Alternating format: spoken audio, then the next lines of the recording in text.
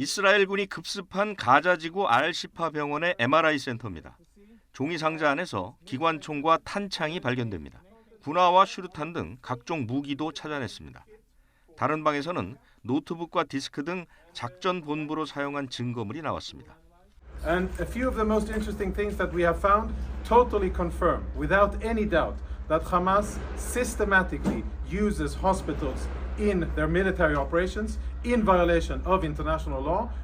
이스라엘은 알시파 병원에 진입한 군인들이 구호 물품과 의료 장비 등을 나르는 모습도 공개했습니다. 신생아 보호 등을 위해 인큐베이터도 지원했다고 밝혔습니다. 병원에 진입한 뒤 하마스와 충돌은 없었다며 민간인 보호에 신경 쓰는 모습을 보였습니다. 하지만 유엔을 비롯한 국제기구들은 비판을 쏟아냈습니다. 병원에 군사적 공격이 있었다는 사실에 경악했다며 의료진과 환자 안전을 걱정한다고 밝혔습니다. Under international humanitarian law, health facilities, health workers, ambulances, and patients must be safeguarded and protected against all acts of war. 미국은 이스라엘군의 알시파 병원 공격을 승인하지 않았다고 밝혔습니다.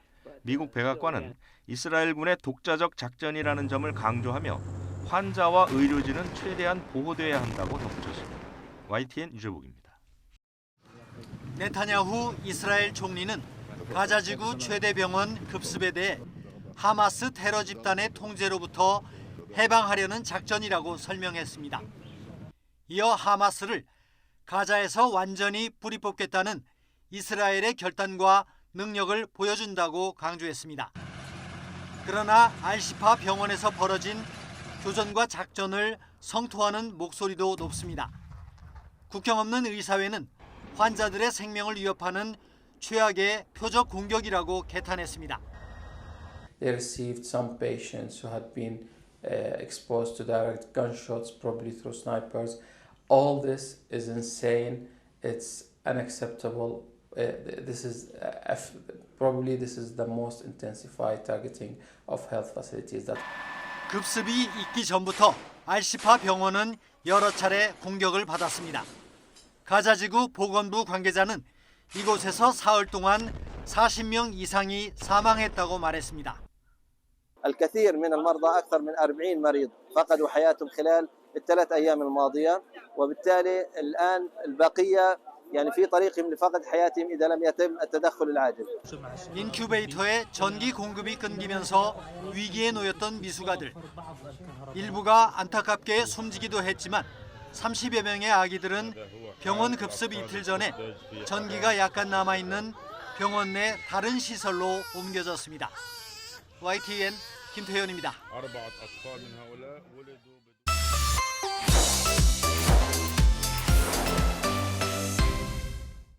샌프란시스코 외곽의 100년 된 저택 앞에서 밝은 표정으로 시진핑 주석을 맞는 바이든 대통령. 짧은 악수를 나눈 뒤 회담장으로 향한 두 정상은 세계 2강의 충돌은 피해야 한다는 데 한 목소리를 냈습니다. We have to ensure that competition does not veer into conflict. And we also have to manage it responsibly, that competition. That's what the United States wants and what we intend to do. 想改变对方也是不切实际的。冲突对抗的后果是谁都不能承受的。 4시간 넘는 만남에서 두 정상은 업무 오찬과 정원 산책까지 긴 대화를 이어갔습니다. 미중 양국은 지난해 펠로시 하원의장의 타이완 방문으로 끊어졌던 양국 간 고위급 군사 대화와 군 통신선을 복구하기로 합의했습니다. That's been cut off and it's been very worrisome. That's how accidents happen, misunderstandings. So we're back to direct, open, clear, direct communications on a direct basis. 좀비 마약인 펜타닐 확산을 막고 인공지능의 위험에 대해서도 함께 논의하기로 뜻을 모았습니다. 하지만 가장 긴 시간을 할애한 타이완 문제를 놓고는 양측이 평행선을 그렸습니다. 시 주석은 미국이 타이완 독립을 지지하지 않겠다는 입장을 행동으로 보일 것을 압박했고, 바이든 대통령은 중국이 내년 1월 치러지는 타이완의 선거 절차를 존중할 것을 강조했습니다.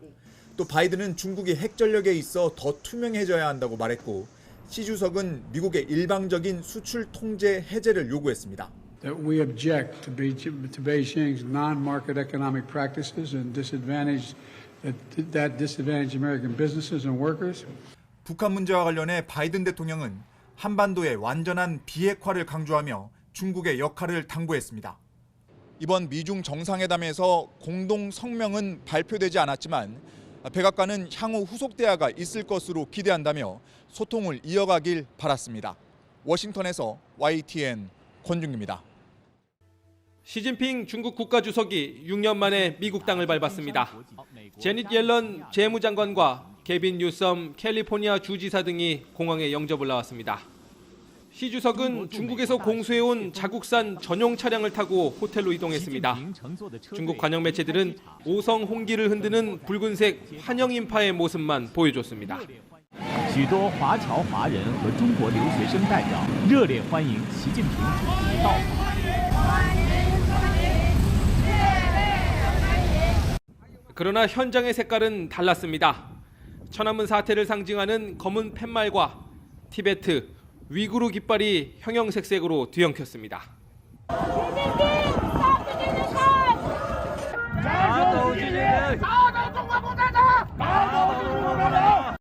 에이펙 회의장 상공엔 경비행기 한 대가 중국의 금기만 골라 적은 현수막을 매단 채 날아다녔습니다.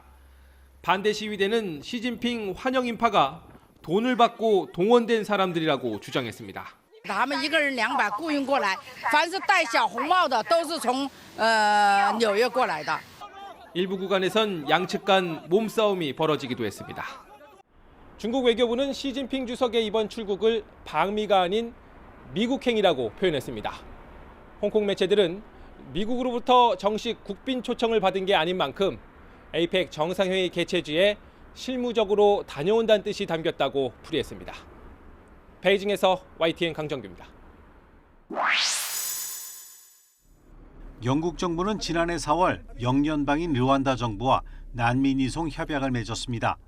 영국이 영불 해협을 건너온 난민 신청자를 르완다로 보내 망명 심사를 받게 하고 르완다에 1억 2천만 파운드, 우리 돈 1,900억 원 정도를 지급한다는 내용입니다. 그러나 영국 대법원은 이 계획이 위법하다고 판단했습니다. 르완다는 안전한 곳이 아니라는 게 그 이유입니다. The changes needed to eliminate the risk of refoulement may be delivered in the future, but they have not been shown to be in place now. The Home Secretary's appeal is therefore dismissed. 르완다에서 난민 심사를 통과하지 못하면 다른 이민 절차를 밟거나 추방되는데 탈출한 본국으로 보내질 가능성이 있다는 겁니다. 지난해 12월 고등법원의 합법 판결 후 지난 6월 항소법원에서 뒤집힌 것을 대법원이 인정한 겁니다. 난민 막는 것을 핵심 과제로 꼽아온 순핵 총리는 발등에 불이 떨어졌습니다. 순핵 총리는 법원이 불법 이주민을 안전한 제3국으로 보내는 것이 정당하다는 것을 확인했다면서 안전 확보를 위해 긴급 입법을 추진하겠다고 밝혔습니다. This will provide a guarantee in law that those who are relocated from the UK to Rwanda will be protected against removal from Rwanda, and it will make clear that we will bring back anyone if ordered to do so by a court. 또 불법 체류할 수 없다는 것을 알게 되면 오지 않을 것이라며 불법 입국자의 해외 이송을 계속 추진할 것임을 내비쳤습니다. 르완다 정부도 르완다가 안전한 제3국이 아니라는 판단은 문제라면서 난민에 대한 모범적 처우와 국제 의무 준수를 유엔 난민기구 등도 인정했다며 유감을 표명했습니다. 블룸버그 통신에 따르면 올해 보트를 타고 영불 해협을 건너온 불법 이주민은 2만 6천여 명으로 지난해 같은 기간보다 30%가량 줄었습니다. YTN 기종훈입니다.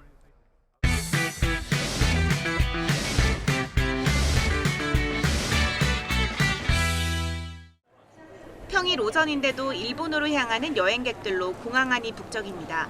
엔화가 정말 많이 내려갔다고 해서 저희가 여행 준비할 때도 900대였는데 지금 막 870원 이 정도로 많이 내려왔더라고요. 그래서 경비 차원에서 아무래도 좋죠. 환전했더니만 굉장히 많이 주시더라고요. 그래서 기분 좋게 가려고 합니다. 구매할 때 아무래도 실질적으로 들어가는 원화 돈이 적다 보니까 구매하는 비용에서 저렴하다는 거 느끼게 되는 것 같아요. 원엔 환율이 860원대까지 내려가면서 국내 여행보다 더 저렴한 일본을 택한 겁니다. 실제로 엔화 환전 규모도 지난해보다 4배가량 더 불어났습니다. 엔화 가치가 바닥을 쳤다는 인식에 여행뿐 아니라 환차익을 노린 이른바 엔테크에 나서는 투자자들도 증가했습니다. 주요 은행 엔화 예금 잔액이 10조 원에 육박할 정도입니다. 이런 슈퍼엔저의 주 원인으로는 장기 침체에서 벗어나려는 일본 정부의 제로금리 정책이 꼽힙니다. 특히 미국과의 금리 차로 값싼 엔화를 팔아 달러를 사려는 움직임이 활발해지면서 어느덧 엔달러 환율은 33년 만에 최저치를 눈앞에 두고 있습니다. 문제는 이런 역대급 엔저가 우리 수출에 타격을 줄 수 있다는 점입니다. 전자제품과 자동차, 조선 등 일본과 수출 경합을 벌이는 상품을 중심으로 가격 경쟁력이 밀릴 수 있기 때문입니다. 한국하고 일본은 일종의 경쟁 국가인 제품들이 많고요. 이에 따라서 엔화 가치가 하락한다는 이야기는 일본 제품의 가격 경쟁력을 높일 수 있는 이야기이기 때문에 아무래도 이제 무역 수지 면에서 조금 손해를 볼 가능성이 있습니다. 일본으로 향하는 국내 관광객이 많아지면서 여행 수지에도 악영향이 끼칠 수 있습니다.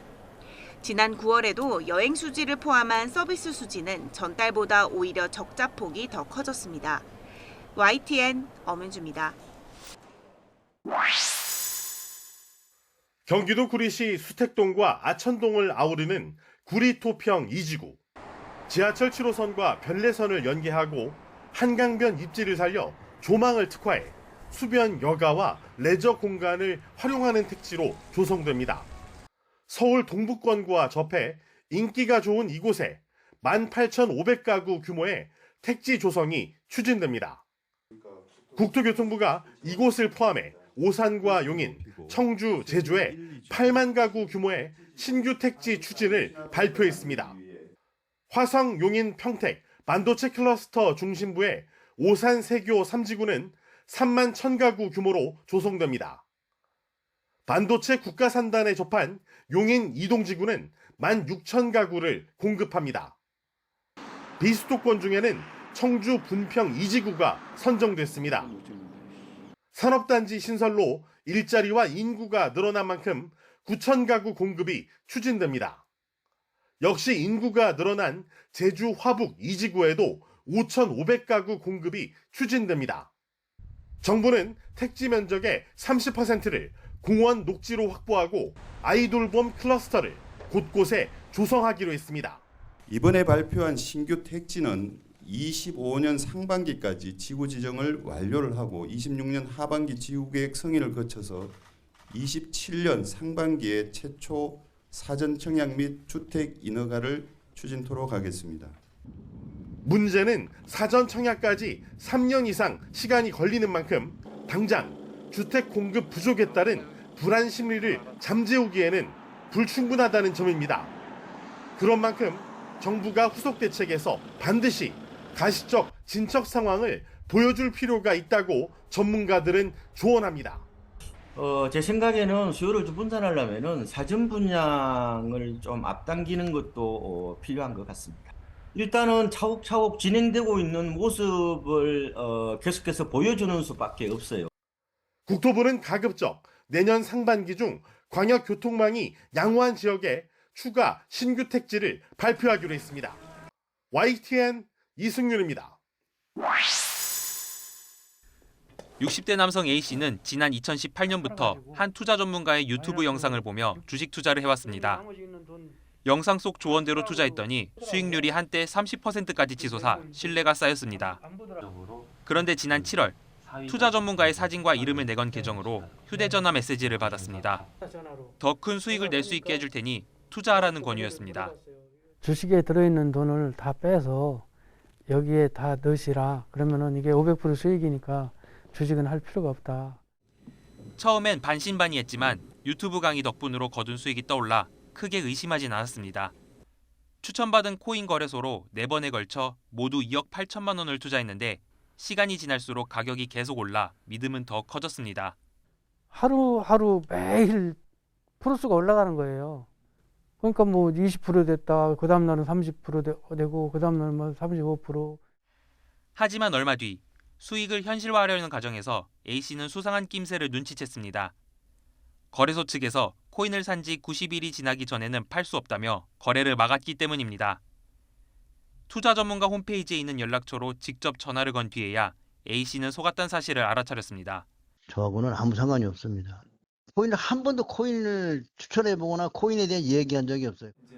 뒤늦게 수소문해보니 비슷한 수법으로 유명인들을 사칭하며 똑같은 코인 투자를 유도한 사례가 넘쳐났습니다. 지금 이 정도 규모면 제가 봤을 때는 수천 명 되지 않을까 싶습니다. 그렇게 이제 인물 등록이 돼 있고 증권가에서 활동하시면서 수익도 많이 보신 분들 대상으로 이제 도용을 해서 사용하고 있습니다. 사칭범이 대포 통장으로 투자금을 받은 데다 서버가 해외에 있어 추적이 어려운 텔레그램으로 메시지를 주고받아 경찰에 신고하더라도 범인을 잡기 쉽지 않습니다. 코인 사기로 투자금을 입금하더라도 계좌를 정지할 방법이 현재로선 마땅치 않습니다. 보이스피싱 피해자들이 이제 은행에 직접 연락을 하면 그 피해 계좌를 즉시 동결을 시킵니다. 그런 제도들이 이제 코인 사기나 뭐 비상장주식 사기에도 도입돼야 된다고 생각합니다. 해당 거래소는 인출을 거절해오다 지금은 폐쇄돼 흔적도 없이 사라진 상황. 코인 사기 수법은 갈수록 교묘해지는 반면 보호장치는 이를 따라가지 못하면서 투자자들 시름은 깊어지고 있습니다. 사실 그게 다 갚아야 할 빚이거든요. 사는 의미도 없고 너무 착잡해요. YTN 윤태인입니다. 주택들이 밀집한 골목 한가운데 초록색 울타리가 박혀 있습니다.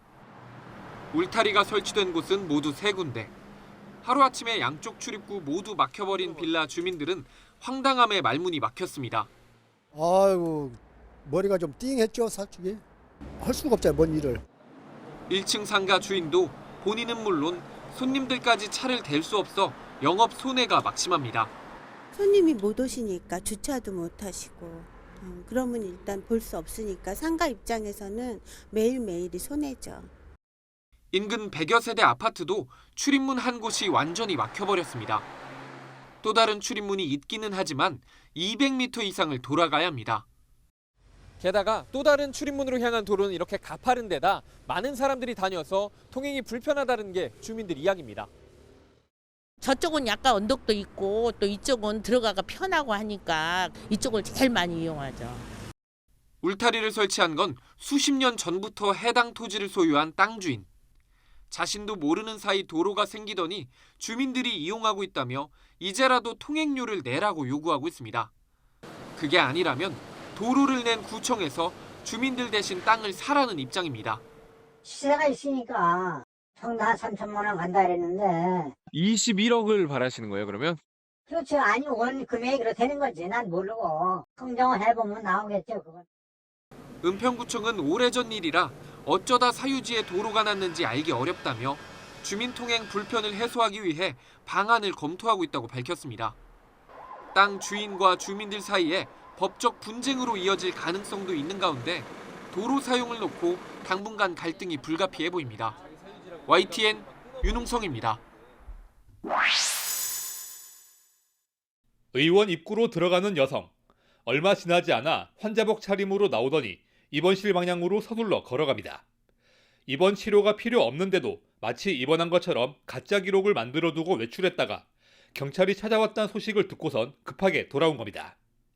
지난 5월 부산 서구에 있는 해당 의원을 압수수색한 경찰은 400명이 넘는 가짜 입원 환자를 확인했습니다. 관절통이나 근육통을 치료하려고 방문했다가 병원 사무장 50대 A씨의 가짜 입원 제안을 받아들인 겁니다. 환자들은 허위 입원 확인서를 이용해 보험사에서 50억 원을 받아냈고 의원은 요양급여비로 50억 원을 챙겼습니다. 지난 2009년부터 시작된 보험 사기 행각으로 보험료가 줄줄 새고 있었지만 10년 넘게 누구도 알아차리지 못했습니다.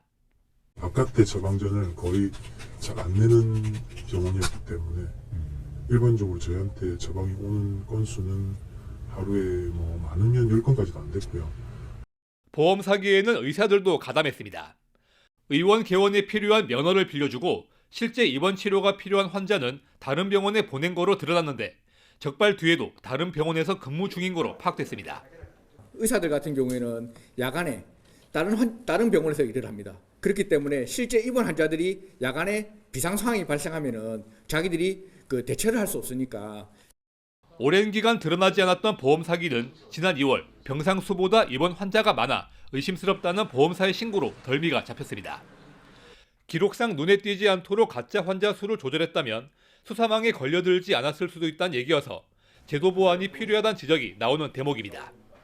경찰은 사무장 A씨를 보험사기방지 특별법 위반 혐의 등으로 구속하고 의사 2명과 환자 466명도 입건했습니다.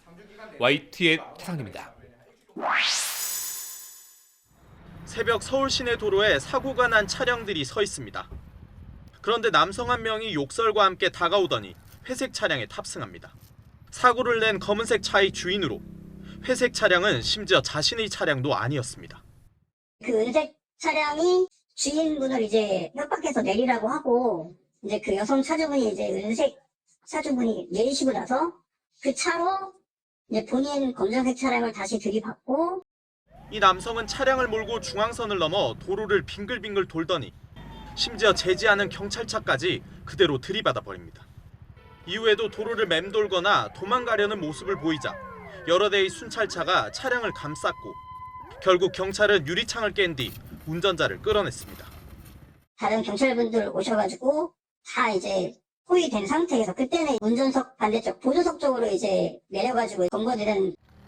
결국 운전자인 50대 남성은 차량을 훔치고 공무집행을 방해한 혐의 등으로 입건됐습니다. 음주 검사 결과 술은 마시지 않은 것으로 확인됐습니다. 마약 간이 검사도 음성 판정이 나왔지만 경찰은 정밀 감정을 의뢰하고 결과를 기다리고 있습니다. 경찰은 남성을 상대로 구체적인 범행 동기를 조사한 뒤 구속영장을 신청할 예정입니다. YTN 정인용입니다. 지난달 말 제주 공항에서 세관에 압수된 필로폰입니다. 포장된 비닐봉투에 품질이 매우 좋다는 문구가 적혀 있습니다. 봉투 하나에 1kg씩, 12kg으로 시가로는 400억 원어치나 됩니다. 밀수범들로부터 압수한 필로폰입니다. 동시에 40만 명이 투약할 수 있는 엄청난 양입니다. 지금까지 제주공항에서 적발된 마약류 가운데는 최대 규모입니다. 자칫 통과됐다면 제주에서 전국으로 빠르게 유통될 뻔했습니다.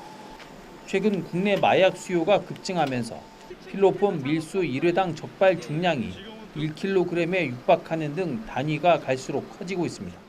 최근에는 이제 사회 전반적으로 마약 수요가 늘어나고 있어서 그런 수요에 대응하기 위해서 조직적인 밀수 시도가 이어지고 있는 부분이 좀 크게 작용하고 있는 것이 아닌가.